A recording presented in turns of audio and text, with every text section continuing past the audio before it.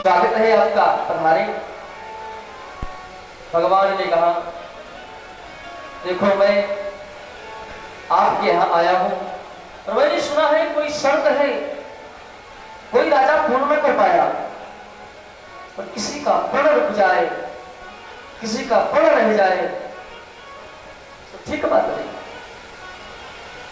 नग्नजित ने कहा, महाराज हमारी भी इच्छा यही थी, अब तो दो प्रण बन चुका, एक तो बैल रखने वाला और एक ही मैंने प्रण ले लिया आपको देखकर कि मेरी बेटी का विवाह आपके साथ हो जाए। लेकिन महाराज क्या करूं, प्रण है। भगवान ने कहा मैं प्रण पूरा कर दूंगा और भगवान ने 7 स्वरूप बना करके 7 बैलों को नाथ दिया और नग्नजित महाराज ने सत्या देवी का विवाह भगवान कृष्ण से कर दिया। ये भगवान का हो गया 6वां विवाह। अनेक विवाह भगवान का वर्णन करते हैं। 7वां विवाह वसुदेव की छोटी बहन थी जिसका नाम था सुतकीर्ति। सुतकीर्ति ने सोचा जो मेरी पुत्री है भद्रा, उसका विवाह कन्हैया से हो जाता तो संबंध भी प्रगाढ़ हो जाता और सुभद्रा के योग्य कोई वर भी नहीं है। अब आप शंका करोगे, सुखदेव भगवान राजा परीक्षित से कहते हैं आप शंका करोगे कि बुआ के बेटी से विवाह। राजन शंका मत करना, वही कन्हैया एक बुआ के बेटी से विवाह करता है भद्रा से, तो वही कन्हैया एक बुआ के बेटे अर्जुन से अपने बहन को भगा भी देता है। सुभद्रा का हरण भी करा दिया था अर्जुन के द्वारा। इस प्रकार भगवान का 7वां विवाह होता है भद्रा के साथ।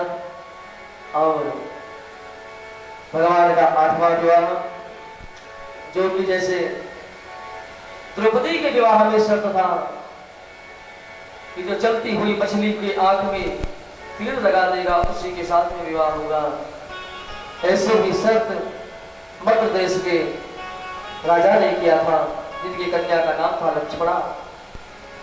भगवान पहुंच करके मछली के आंख का छेदन करके लक्ष्मणा से विवाह करते थे। इस प्रकार भगवान का 8 विवाह हुआ। राजा परीक्षित ने प्रश्न किया, महाराज मैंने संतों से सुना है कि भगवान का विवाह और हुआ था। मैंने सुना है भगवान के पास 16,108 पटरानियां थी। सो महाराज कैसे, जरा बताइए। तब बताते हैं महाराज परीक्षित सुनो, भगवान की लीला बड़ी विचित्र है। भगवान की लीला केवल भगवान ही जानते हैं या जिसको भगवान जनाते वही जानता है। सोई जान ही जेहि देहु जनाई,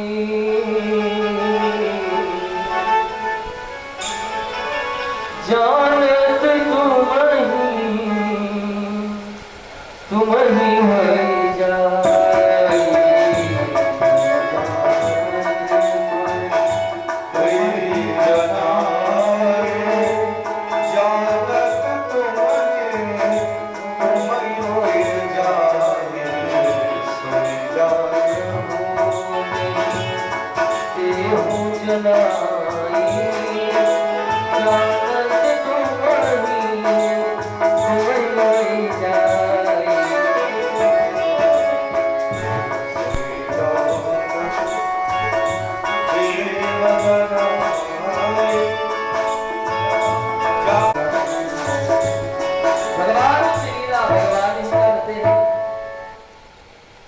राजा परीक्षित से भगवान सुखदेव कहते हैं, राजन भगवान की बड़ी विचित्र घटना है, और ये विवाह भगवान ने जो किया ना, अगले विवाह की चर्चा कर रहे हैं।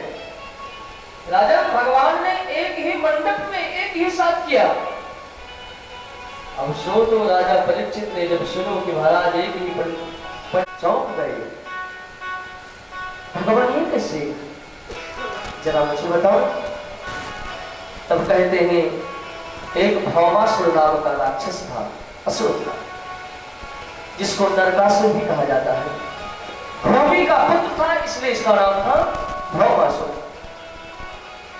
भौमासुर ने संकल्प ले बैठा था कि मैं 20,000 कन्याओं को एकत्रित करके एक ही साथ विवाह करूंगा। जहां जाता युद्ध करने के लिए 2, 4, 10, 20, 50 को जीत लेकर के आता, बंदी गृह में डालते थे। आज इसके बंदी गृह में 16,100 कन्या, और सब कन्याओं ने जब भगवान के बड़े बड़े लीला, बड़े बड़े अनुरूप को जब सुना नारद जी के द्वारा, अरे वो परमात्मा वो ब्रह्म अवतार लेकर के जन्मते ही पूतना को मार दिया। भगवान अपने भक्तों के लिए कुछ भी करने को तैयार हो जाते हैं। राजकुमारियों ने 16,100 कन्याओं ने एक पत्र लिखा, नारद को दे देना। नारद को दिया और कामरे कन्हैया को दे देना। नारद जी महाराज लेकर के आते ही भगवान ने कृष्ण द्वारकाधीश को दिया। महाराज, ये प्रांगण ज्योतिष देश का भौमासुर राजा है, इसने तो महाराज हद ही कर दिया। देवदनुज गंधर्व, जो रावण करता था वही कर। देवदनुज गंधर्व नर बहु सुंदर आन वही निज भुवन। जैसे रावण अपने बाहुबल से अनेक सुंदरियों को जीत कर अपनी नारी को बना लिया, वही ठीक कर आज भौमासुर कर रहा है। सो महाराज, ये देवियों का पत्र है और उन्होंने आर्त भाव से आगे को पुकारा है कि हे दीनबंधु करुणाकर, कृपा करके हमसे यहां से मुक्ति दिलाओ। और उधर कहते हैं, भगवान नारद के वचन को सुन करके पत्र को पढ़ करके चल देते हैं। साथ में सत्यभामा जी को भी लिया, क्योंकि सत्यभामा भूमि की अवतार है, पृथ्वी का स्वरूप है। भगवान ने सोचा भौमासुर को मारना है ना, वो भूमि पुत्र भौमासुर है और ये सत्यभामा भूमि है, भूमि पुत्री है। एक नाते भाई बहन भी हुई, तो मैं भाई को मार कर आऊंगा तो यहाँ पर घर में मेरे ऊपर डांट पड़ेगी, इसके साथ मेरे चलो। और कहते हैं भगवान पहुंचे, पांचजन्य शंख का नाद किया भगवान ने। भगवान पहुंचते ही प्रारंभ ज्योतिष का रक्षक कर रहा मूल नाम का दैत्य, जिसके पास 5 सर थे, उसने भगवान को रोका। गरुड़ पर बैठे हुए कौन हो? द्वारकाधीश मुस्कुराने लगे, तुमने मुझको नहीं पहचाना?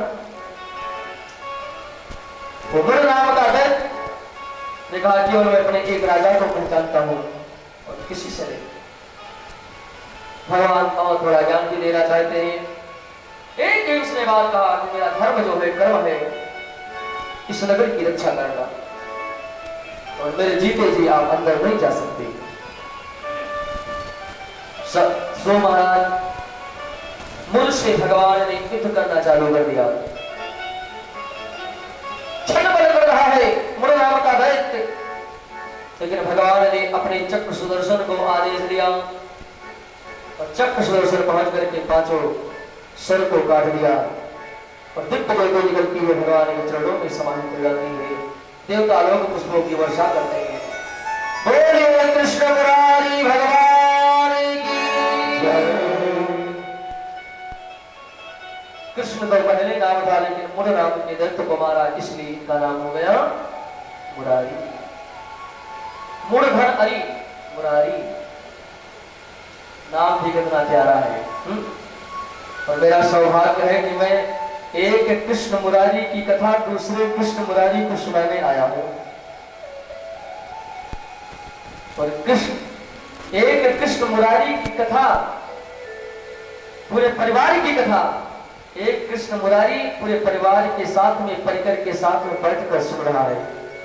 इस सौभाग्य का विषय भी तो और क्या है।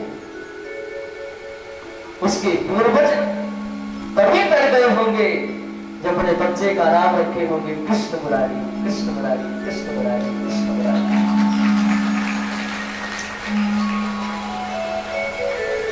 इनकी माता पिताजी दादाजी बुलाते रहे होंगे ना, कृष्ण मुरारी जरा चल दो। बैठे बैठे द्वारिका में भगवान सोचते होंगे कि मुझे तो नहीं बुला रहे। एक बार तो दौड़ हो करते होंगे महाराज जी। इसलिए मैं निवेदन करता हूं कि अपने बेटों का नाम ऐसा रखो कि परमात्मा भी सुन करके सोचे मुझे याद कर रहे हैं। अब तो भगवान मुड़ नाम के दैत्य को मार करके द्वार को खोला और पहुंच गए। भावासुर से युद्ध होता है। भावासुर की बहुत वीर सैन्य शक्ति थी। भगवान ने एक ही क्षण में सबको समाप्त कर दिया। भावासुर से भगवान युद्ध करने लगे। मां सत्यभामा ने कहा भगवान इसका वध करो, क्यों नहीं करते। भगवान ने कहा देवी जी सच्चाई जानोगी ना तो तुम भी रोकना चालू कर दोगे क्या। भगवान इसको पहचानती नहीं, ये भूमि पुत्र है, तुम्हारा भाई है। सत्यभामा ने कहा भगवान पति देव से बढ़कर के कुछ नहीं होता और आप तो साक्षात मेरे प्रभु हैं, भगवान मारो।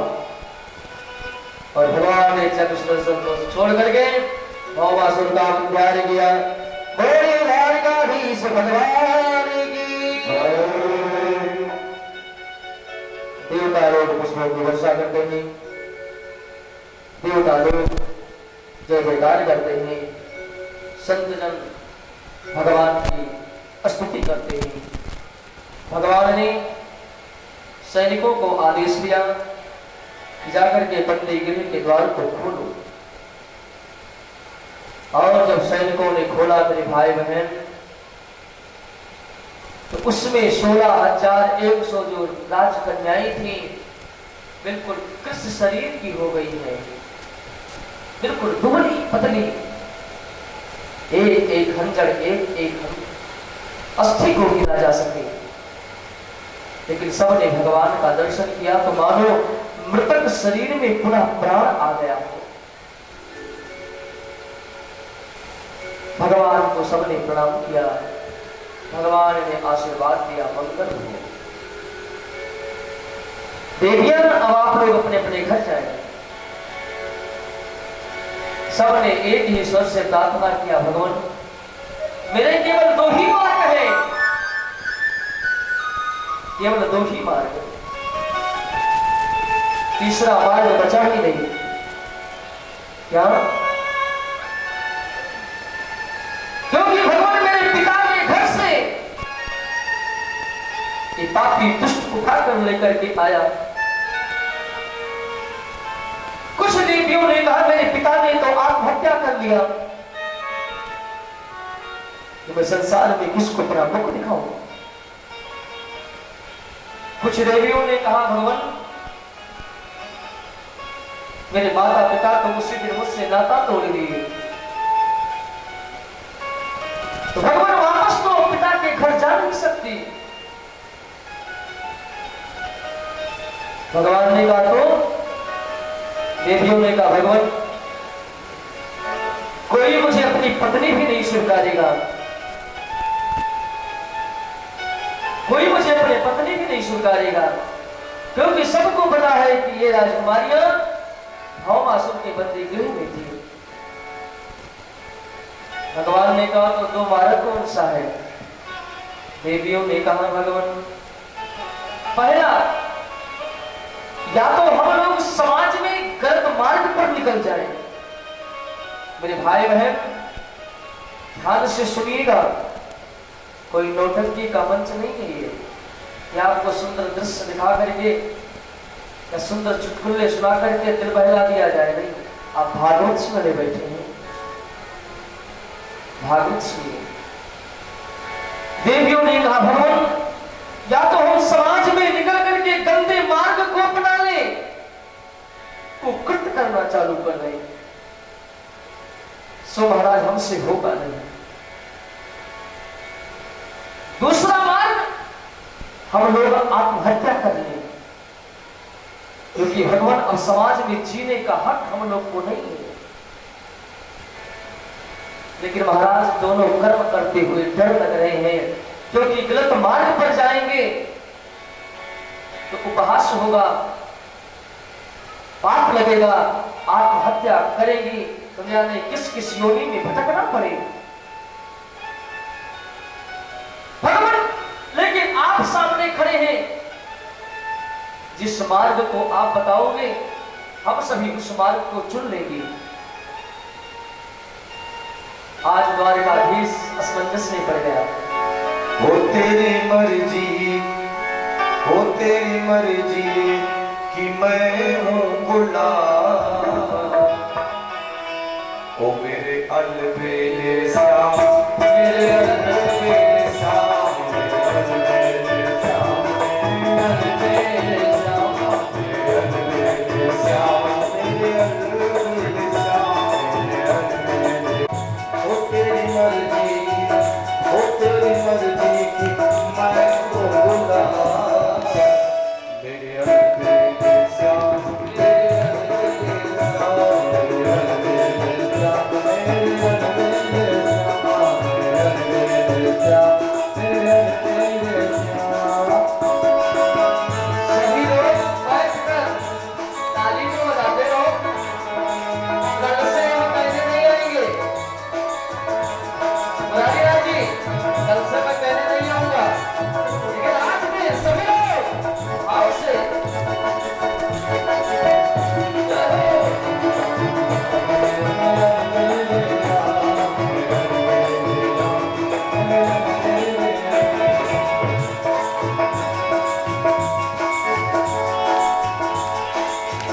जो जो करार करे निशान,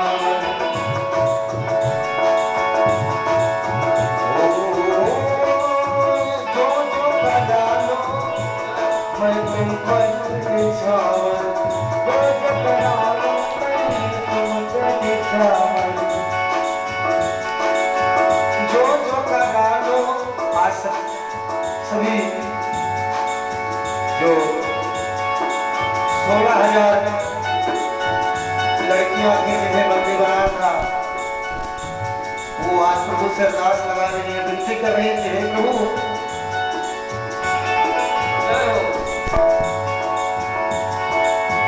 जो जो करालो मैं तुम पर निछावर, जो जो करालो मैं तुम पर निछावर, जो जो करालो मैं तुम पर निछावर, जो जो करालो मैं तुम पर निछावर।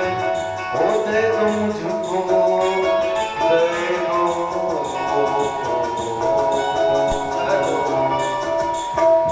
दे दो मुझको सजा या इनाम, मेरे अलबेले श्याम, मेरे अलबेले श्याम, मेरे अलबेले श्याम, मेरे अलबेले श्याम, मेरे अलबेले श्याम।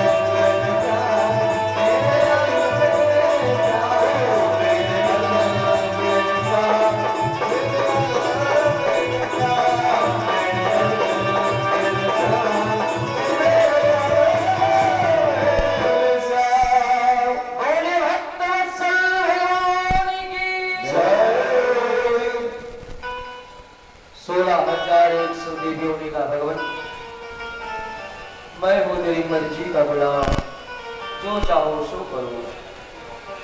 भगवान ने कहा देवियम तुम्हें दोनों मार्ग पर तुम्हें चलने ना दो, तीसरो मार्ग निकालो हो मैंने उचित लगे तो। देवियों ने कहा भगवान कौन सा मार्ग? भगवान ने कहा देखो वैसे कहनी तो नहीं चाहिए लेकिन कहना पड़ रहा है तुम लोग का दुख देख करके। जिसका सभी का द्वार बंद हो जिसके लिए उसके लिए मेरे द्वार खाली है। मैं आप सभी को अपनाता हूं। 16,101 स्वर में बोल पड़ी भगवान क्या हमसे शादी करेंगे आप? भगवान ने कहा चलो मेरे मन की बात तुम्ही लोगों ने कह दिया। अब तो भगवान ने एक ही मंडप में 16 क्यों भगवान है? या तो यूं समझ लो राजन कि एक ही मंडप में एक के साथ एक 16,100 रानियों के साथ में गांठ जोड़ करके भगवान ने भवन ले लिया। या फिर जैसे रामा अवतार में भगवान ने अमित रूप प्रकट करके सबके साथ एक ही साथ मिले, उस रूप भगवान ने 16,100 रूप प्रकट करके सबके साथ में विवाह कर लिया कि अमित रूप प्रगटे तेहि काला।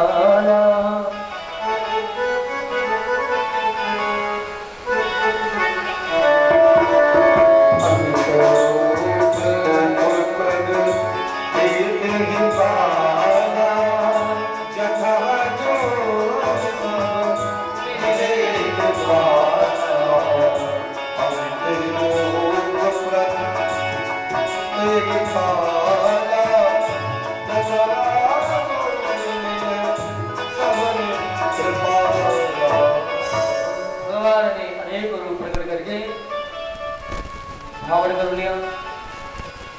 अब आप विचार करें जब भगवान दुल्हन को विदा करके चले होंगे तो कितनी लंबी लाइन लगी होगी? 16,100 पालकी में बैठकर जब कृष्ण की दुल्हने चली होंगी तो कितनी लंबी लाइन। अब इंची टिप लेकर के घर नापना हिसाब करना कि 1 मीटर में 2 मीटर में एक डोली आती है कि 5 मीटर में तो किलोमीटर करते रहना। अब तो भगवान भवनासुर का उद्धार करके 16,100 को वर्ण करके भगवान पहुंचते हैं। मथुरा में भक्त स्वागत होता है। राजा परीक्षित पूछ पड़े महाराज क्यों बताओ फिर रहने की व्यवस्था क्या की होगी? क्या सभियों को एक ही साथ में रखा? नहीं। भगवान ने तुरंत विश्वकर्मा को आदेश दिया द्वारका को बढ़ाया जाए। जैसे हमारे आज यशस्वी मुख्यमंत्री माननीय योगी जी अयोध्या को बढ़ाया जाए, अयोध्या का विस्तार कर रहे हैं, सौंदर्यीकरण कर रहे हैं। जो लोग 5 साल पहले गए होंगे आज जाकर के देखे अयोध्या की तस्वीर बदली नजर आ रही है। काशी विश्वनाथ का दर्शन करने गए होंगे, आप लोग देखे होंगे पहले से अब बदले नजर आ रहे होंगे सरकार। बनारस को देखिए, मथुरा में लगे हैं कृष्ण जन्मभूमि को लेकर के। तुरंत आदेश दिया विश्वकर्मा को मथुरा को बढ़ाया जाए, एक समान भवन बनाया जाए। अब विश्वकर्मा ने संकल्प लिया, एक ही जैसा भवन निर्माण कर दिया। भगवान के पास अब कितनी पटरानियां हो गई? 8 पहले था और 16,100 बाद में विवाह हुआ तो कितना हुआ? 16,108। भगवान का कितना विवाह हुआ? 16,108। कुछ लोग तो सोच रहे होंगे राम राम यहाँ 2-4 में दिक्कत हो जाती है वो 16,108। वही तो भगवान है। यहाँ तो एक रोज संभालने में बहुत मुश्किल, कभी ये घटा कभी वो चुका कभी कुछ गृह कारज नाना जन जाना, ते अति दुर्गम से विसारा। गृह कारज नाना जन जाना, ते अति दुर्गम से विसारा। गृह कारज नाना जन जाना, ते अति दुर्गम से विसारा। गृह कारज नाना जन जाना, ते अति दुर्गम से विसारा। गृहस्थियों के जंजाल को गृहस्थियों से पूछो।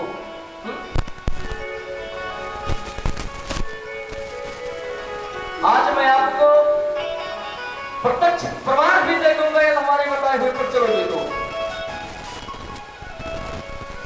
जो 7 दिन में आया होगा था सुनने 7वें दिन आज आया हो ना, उससे आप जाकर के पूछो भैया इतने दिन कहाँ थे, क्या करे भैया समय नहीं मिला। कभी वो काम कभी वो काम, कभी वो करना कभी वो करना। सुखदेव भगवान हंसने लगे, राजन यही तो परमात्मा की लीला है। और भगवान 16,108 के बीच में बराबर रहते हैं सबके पास। राजा ने प्रश्न कर दिया, भगवान फिर इनके संतानें कैसे कैसे हुई। सुखदेव भगवान ने कहा, राजन तुमने बहुत सुंदर प्रश्न किया। सुनो, एक एक पत्नी से 10-10 पुत्र और एक एक पुत्रियों का जन्म हुआ। अब हिसाब करते रहना, घर पर जाकर के बुरा भाग लगाते रहना। भगवान के कितना हुए, एक एक रानियों से 10-10 पुत्र और एक एक पुत्री। 16,108 गुणे 11 कर लेना महाराज। और इतना ही नहीं,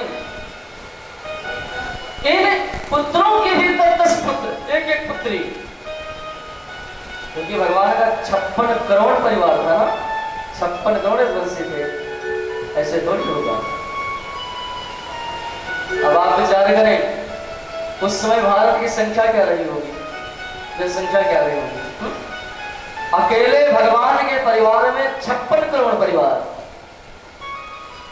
और आज भारत की जनसंख्या क्या है, लगभग 145 करोड़ के आसपास है, 45-50 के आसपास। तीसरे हिस्से तो भगवान के परिवार थे। अब भगवान को यदि कोई इलेक्शन लड़ना होता तो वोट मांगने की जरूरत नहीं थी, ये मानते। ये तो भगवान के मन में विचार आ जाता, चलो थोड़ा हम भी जिला पंचायती अध्यक्ष लड़ लें, विधायक सांसदी लड़ लें, तो भगवान को वोट मांगने की जरूरत थी। भगवान का बहुत अपार परिवार, भगवान रहते हैं, आए दिन कोई न कोई संत महात्मा आते जाते रहते हैं, सभी का स्वागत सम्मान भगवान करते हैं, समय निकाल करके दिनचर्या करते हैं, उपदेश देते हैं। भगवान सुखदेव ने कहा, राजन भगवान गृहस्थ होते हुए भी परम योगेश्वर है। योगेश्वर सायो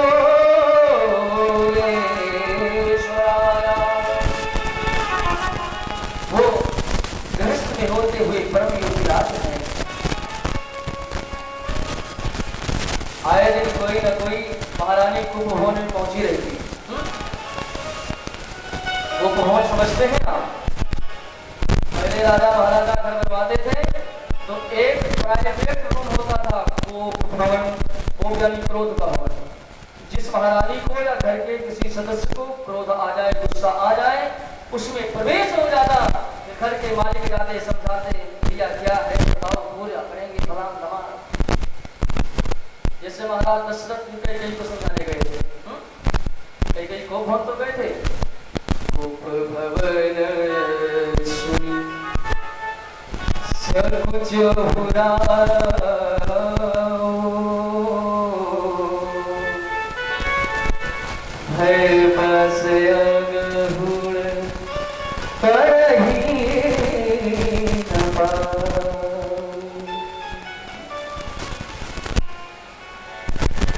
विचार करें महाराज, 10,000 लगेंगे परेशान, और जिसके पास 16,108 हो फिर तो 4 तो रोज जाएगी।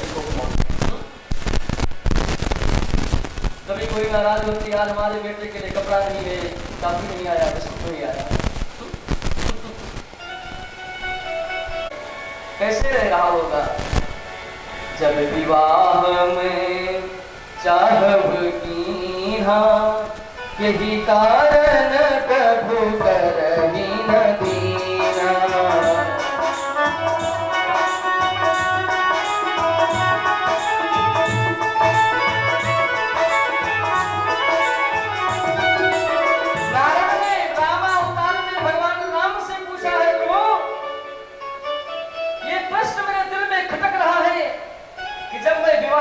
चाहता था, आपने साक्षी स्वरूप मांगा, आपने कुरूप बना दिया, और आप विवाह करके दर-दर भटक रहे हो। यही कारण प्रभु करही न दीना। आज इसी बात को याद करके नारद जी ने सोचा, चल करके जरा मथुरा में देखें। तो मथुरा में आकर के देखा तो भगवान कहीं पर सो रहे हैं, कहीं भोजन कर रहे हैं, कहीं कुछ कर रहे हैं, कहीं कुछ कर रहे हैं, कहीं चौसर खेल रहे हैं। 16,108 भवनों में नारद जी ने दौड़ लगा दिया, हर जगह पर भगवान को पाया। नारद जी की बुद्धि चकरा गई। राम राम मेरे माथे से परे है। शेष गणेश महेश दिनेश, जिसके बारे में गाते हैं, शेष महेश गणेश दिनेश चाहि सदा निरंतर ध्यावे,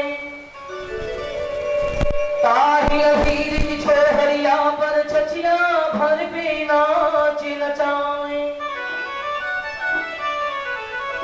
जिसको शेष गणेश भगवान शिव, गणेश गणेशी महेश शिव ध्यान करते हैं, पाल नहीं पाते। नारद की बुद्धि चकरा गई, महाराज तो ही जाने। नारद जी ने सोचा चलो एक भवन में प्रवेश करके भगवान से मुलाकात किया जाए। भगवान से मिलने के लिए तो प्रवेश किया तो वो रुक्मणी देवी का कक्ष था। भगवान बैठे थे, दौड़ करके भगवान ने नारद के स्वागत किया, आइए आइए देवश, बड़े दिनों बाद पधारे। नारद ने कहा महाराज बस शिव जी, मन में आ गया, चला आया। महाराज कहां से पधारे? भगवान स्वर्ग से पधारे हैं। तो क्या मेरे लिए कुछ लाए हैं आप? महाराज एक पारिजात का पुष्प लेकर के आया हूं। सो महाराज लीजिए। अब तो महाराज को भगवान श्री कृष्ण को जो पारिजात का पुष्प दिया, बगल में बैठी हुई लक्ष्मी स्वरूपा हमारी शक्ति ब्रह्मा भगवती मां रुक्मिणी की थी। भगवान ने माता की चोटी में खो दिया, केश में, कच में। नारद ने सोचा यहाँ श्रृंगार स्वरूप चल रहा है, बाबा योगी का काम नहीं है, चलो। नारद है ना, सोचे सर करके सत्यभामा से मुलाकात कर लें, कुछ लगा ही थे। पहुंच गए। सत्यभामा ने देखा, आओ आओ महाराज, कैसे हैं? ठीक है। अभी अभी आए? नहीं नहीं, 1 घंटा हो गया आए। द्वारकाधीश से मुलाकात हुई? हाँ हाँ मुलाकात हो गई। सो रुक्मिणी के पास? अच्छा। सो महाराज आप कहां से बता रहे? मैं तो स्वर्ग गया था, सो बहुत सुंदर है, बहुत विचित्र है। सत्यभामा ने कहा महाराज मेरा भी मन करता है देखने को। वहां पर बहुत सुंदर सुंदर रत्न जो समुद्र के मंथन में निकले हैं महाराज स्थापित हैं, देखने को मिल जाता तो जीवन धन्य हो जाता। नारद ने कहा देवी जी मैं उसी समुद्र से निकला हुआ पारिजात के वृक्ष का एक पुष्प ला करके दिया। रुक्मिणी देवी के केशों में कन्हैया ने लगाया है, दर्शन कर लेना। इतना कहकर चले गए। राम राम, चलते हैं देवी जी।